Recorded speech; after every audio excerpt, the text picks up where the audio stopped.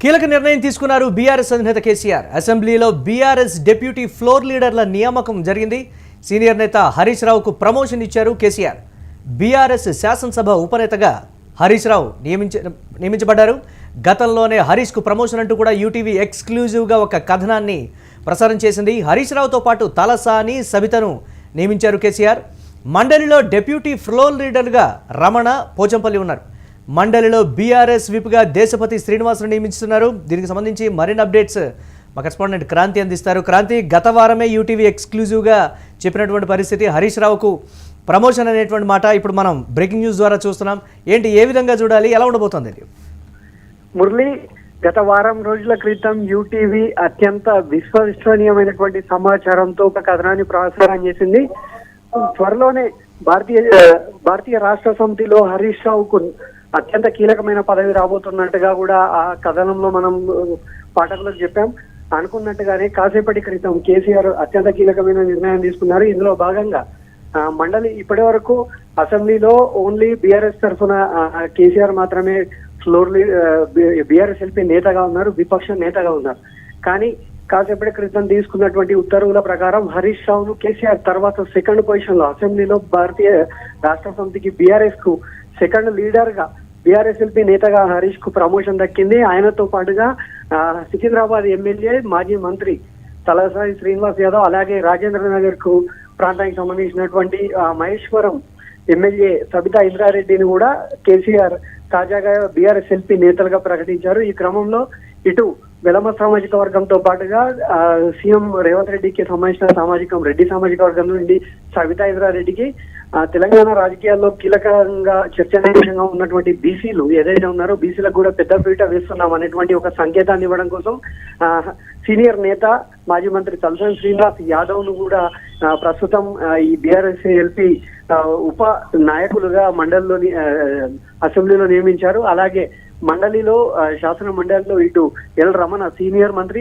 ఉమ్మడి కరీంనగర్ జిల్లాకు సంబంధించినటువంటి ఎల్ రమణను, అలాగే పోచంపల్లి శ్రీనివాస్ వరంగల్ జిల్లాకు సంబంధించినటువంటి పోచంపల్లి శ్రీనివాస్ రెడ్డిని కూడా మండలిలో బీఆర్ఎస్ పార్టీకి సంబంధించినటువంటి నాయకులుగా నియామకం జరిగింది. అలాగే తెలంగాణ ఉద్యమం నుండి కేసీఆర్ వెన్నంటే ఉన్నటువంటి కవి, గాయకులు దేశపతి శ్రీనివాస్ ఎవరైతే ఉన్నారో ఆయనను మండలిలో బీఆర్ఎస్ పార్టీకి సంబంధించినటువంటి విప్గా కూడా నియామకం జరిగింది. అయితే ఇవన్నీ మార్పులు సుమారు, ఎందుకంటే 2 సంవత్సరాలు ఇక్కడ బీఆర్ఎస్ పార్టీ విపక్షంలోకి వచ్చి 2 సంవత్సరాలు అవుతుంది. 2 సంవత్సరాల అనంతరం కేసీఆర్ ఈ చారిత్రక నిర్ణయాన్ని తీసుకున్నారు.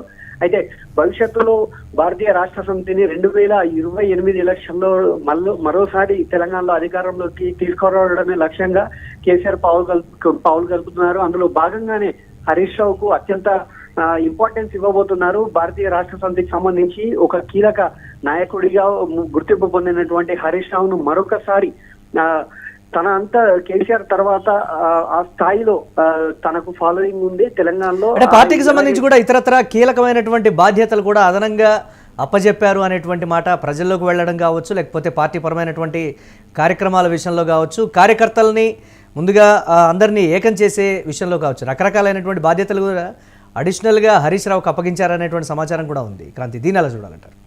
మురళి, ఒక్కసారి హరీష్ రావు నేపథ్యాన్ని మనం గమనించినట్లయితే 2001 తెలంగాణ రాష్ట్ర సమితి ఆవిర్భావానికి పూర్వం నుండి కూడా హరీష్ రావు కేసీఆర్ వెన్నంటే ఉన్నారు. ఇదే క్రమంలో 2004లో ఏదైతే సిద్దిపేట నుండి కేసీఆర్ ఇటు అసెంబ్లీకి, అలాగే కరీంనగర్ నుండి పార్లమెంట్ కి ఎన్నికయ్యారు. ఈ సందర్భంలో తెలంగాణ రాష్ట్రం కోసం ఢిల్లీ స్థాయిలో లాబింగ్ చేయాలనేటువంటి లక్ష్యంతో కేసీఆర్ తన సొంత నియోజకవర్గం అప్పటికే సుమారు 5 సార్లు 1986 నుండి ఓటమి ఎరగకుండా వస్తున్నటువంటి కేసీఆర్ తన సొంత నియోజకవర్గమైన సిద్దిపేటను హరీష్ రావుకు కేటాయించారు. అప్పట్లోనే కేసీఆర్ తర్వాత బీఆర్ఎస్ తెలంగాణ రాష్ట్ర సమితికి హరీష్ రావు ప్రాధాన్యత ఏంటో 20 ఏళ్ల క్రితమే ఇటు తెలంగాణ సమాజానికి, తెలంగాణ ప్రజలందరికీ కూడా హరీష్ రావు పొజిషన్ ఏంటో చెప్పకనే చెప్పారు కేసీఆర్ అప్పట్లో. అయితే అప్పటి నుండి ఇప్పటి ఈ 2009 మల్దశ ఉద్యమం కావచ్చు, అనంతరం 2014లో రాష్ట్ర ఆవిర్భావం తర్వాత కావచ్చు,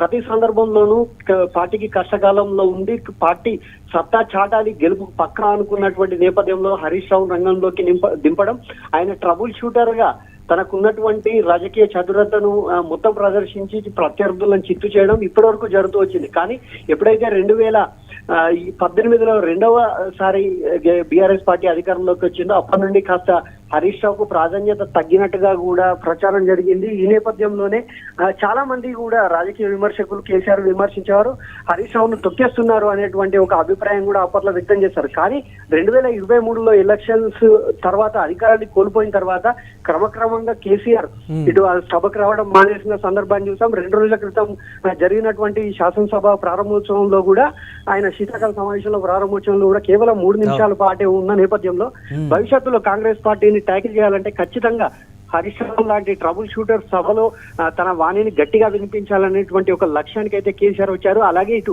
అసెంబ్లీలో కేసీఆర్ కు సమానంగా ఇటు అధికార పక్షానికి సమాధానం చెప్పడం మాత్రమే కాకుండా గ్రౌండ్ లెవెల్లో కూడా హరీష్ రావు సేవలు మరింత గట్టిగా తీసుకోవాలనేటువంటి ఒక నిర్ణయానికి కేసీఆర్ వచ్చినట్టుగా సమాచారం అందుతుంది. రాబోయే రోజుల్లో మరిన్ని సర్ప్రైజులు చూడొచ్చంటారా బీఆర్ఎస్ పార్టీలో?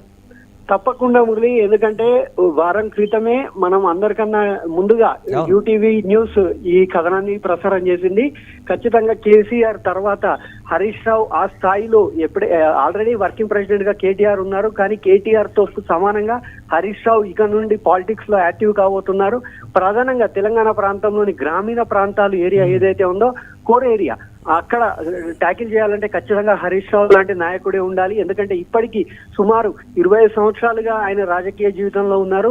తెలంగాణలోని ప్రతి పల్లెలో కూడా హరీష్ రావుకు సంబంధించి ఒక కొంత స్పెషల్ ఫ్యాన్ బేస్ అనేది ఉంది. అదంతా కూడా తిరిగి మరొకసారి 2028 ఎలక్షన్ లో బీఆర్ఎస్ ను అధికారంలోకి తీసుకురావాలంటే ఖచ్చితంగా హరీష్ రావును మళ్ళీ తెరపైకి తీసుకొచ్చి హరీష్ రావు ద్వారా రాజకీయం నడపాలనే ఒక నిశ్చితాభిప్రాయానికి కేసీఆర్ వచ్చినట్టుగా సమాచారం అందుతోంది. అందుకు కొనసాగింపుగానే ఇవాళ వచ్చినటువంటి ఉత్తర్వులను అందుకు ఉదాహరణగా మనం చూడాల్సిన సందర్భం ఉంది. అలాగే చాలా రోజులుగా ఏదైతే బీఆర్ఎస్ క్యాడర్ కోరుకుంటున్నారో ఆ కోరికను కావచ్చు, మరి రాబోయే రోజుల్లో కాంగ్రెస్ ప్రభుత్వం పైన తన పోరాటాన్ని ముమ్మరం చేసేందుకు కేసీఆర్ ఒక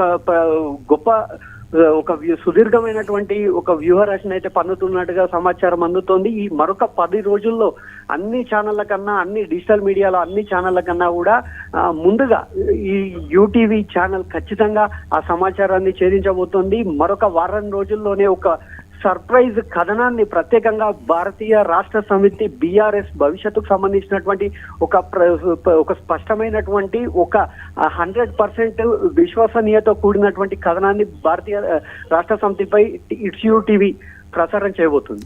right, thanks for updates Kranthi. ఇక మరికొద్ది రోజుల్లో రాబోతున్నటువంటి ఒక క్లియర్ కట్ కథనానికి సంబంధించి కావచ్చు, ఒక సర్ప్రైజింగ్ న్యూస్ బీఆర్ఎస్ పార్టీకి సంబంధించి చోటు చేసుకోబోతోంది. ఈ అంశానికి సంబంధించి మీకు ఎక్స్క్లూజివ్గా కావాలి అంటే డెఫినెట్గా యూటీవీని సబ్స్క్రైబ్ చేసుకోండి, నిరంతరం కూడా ఫాలో అవ్వండి. కీలకమైనటువంటి వార్తలు కూడా మీకు అందుబాటులో ఉంటాయి. ఇక కీలక నిర్ణయం అయితే తీసుకున్నారు బీఆర్ఎస్ అధినేత కేసీఆర్. అసెంబ్లీలో బీఆర్ఎస్ డెప్యూటీ ఫ్లోర్ లీడర్ల నియామకం జరిగింది. సీనియర్ నేత హరీష్ రావుకు ప్రమోషన్ ఇచ్చారు కేసీఆర్. బీఆర్ఎస్ శాసనసభ ఉపనేతగా హరీష్ రావును నియమించినటువంటి బ్రేకింగ్ న్యూస్ ఎక్స్క్లూజివ్గా చూస్తున్నాం.